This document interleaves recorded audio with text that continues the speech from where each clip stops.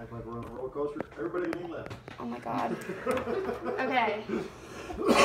So, welcome to my speech. So basically what I'm going to do is I'm going to read my speech, and you guys are supposed to be like current UNF students. So just pretend that you're listening as a UNF student who's about 20 years old and this cause matters to you.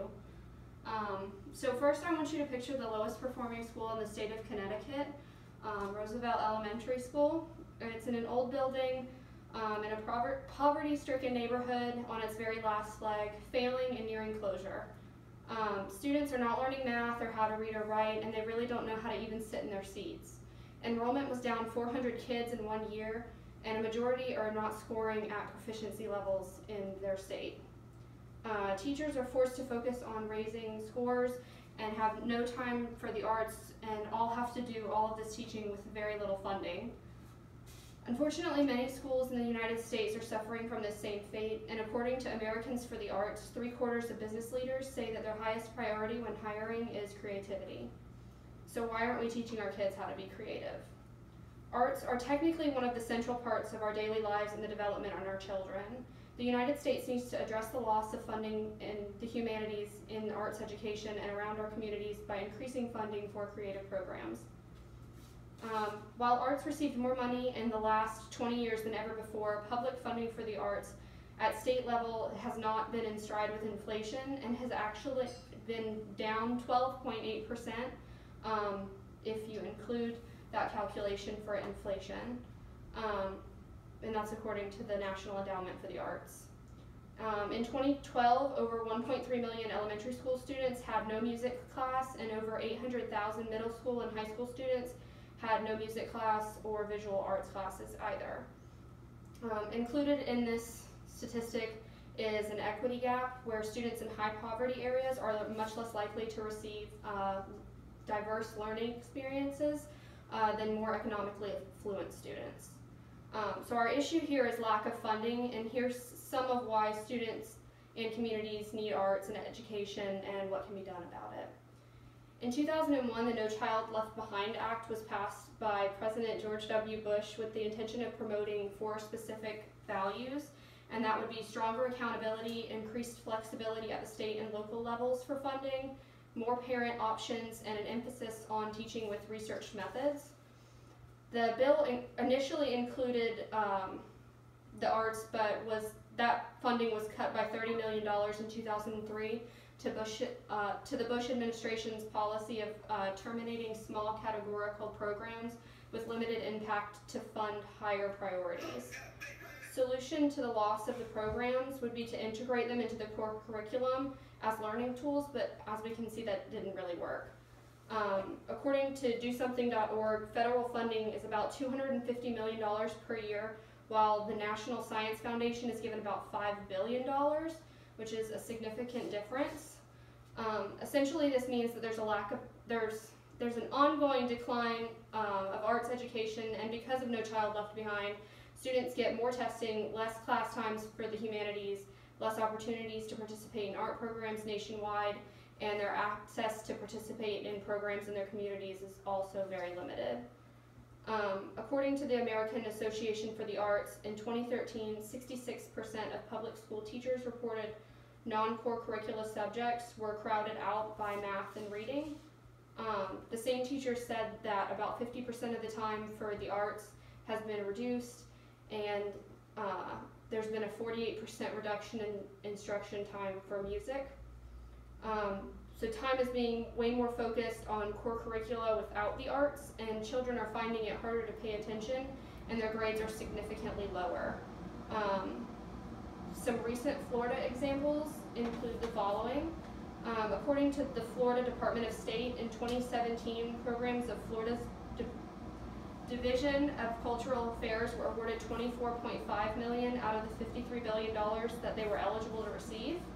And that amount is far greater than what they received this year at a measly $2.6 million out of the $54 million that they requested, even though the state has received its highest budget in history at $89 billion, excuse me. Broward County schools have been without education for the last 10 years and have no music or art instruction. And the New World School of the Arts in Miami, which is known for its award-winning directors, artists, and dancers, faced a $500,000 budget cut this year as well.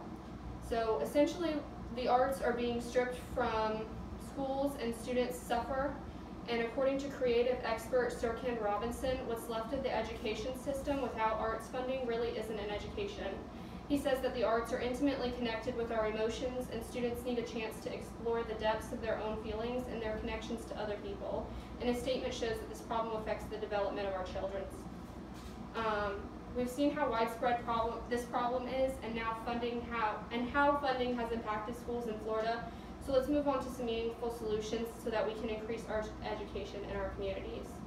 The first solution is a balanced shifting of funding from math and reading to social studies, visual arts, and dance and music. Art is vital, and if children engage in hands-on activities, they learn much better in all disciplines. A student involved with arts is 4 times more likely to be recognized for academic achievement, according to the American Association for the Arts, meaning that the accountability that the No Child Left Behind Act was actually seeking would be more attainable with this kind of balanced education.